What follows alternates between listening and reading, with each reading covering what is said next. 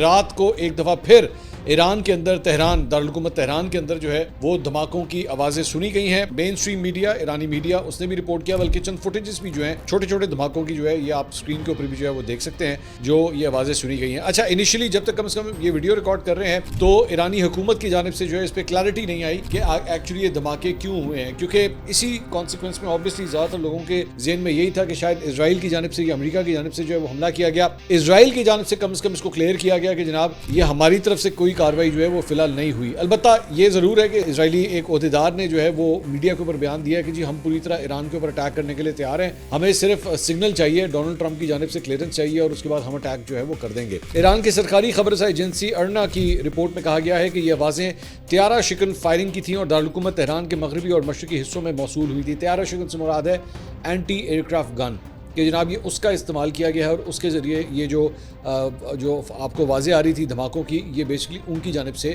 یہ فائرنگ کی جا رہی تھی. پاسدار انقلاب سے وابستہ خبر رساں ایجنسی مہر کا دعویٰ ہے کہ تہران کے بعض علاقوں میں سنائی دینے والے دھماکوں کی آوازیں ایرانی فضائی دفاعی نظام کی جانب سے دشمن کے اہداف کو تباہ کرنے کی تھی. ایرانی میڈیا کے مطابق اس وقت تک دستیاب معلومات کے مطابق ایران کی فضائیہ نے اپنی حدود میں داخل ہونے والے دشمن کے پروجیکٹس کو کامیابی سے نشانہ بنایا. تاحال یہ واضح نہیں ہو سکا کہ ایرانی دفاعی نظام نے کس چیز کو نشانہ بنایا اور وہ کس ملک کی جانب سے بھیجے گئے تھے. ایرانی حکومت کی جانب سے کوئی بیان سامنے نہیں آیا ہے اور نہ امریکہ یا اسرائیل نے اس قسم کی کوئی کارروائی کا دعویٰ کیا ہے.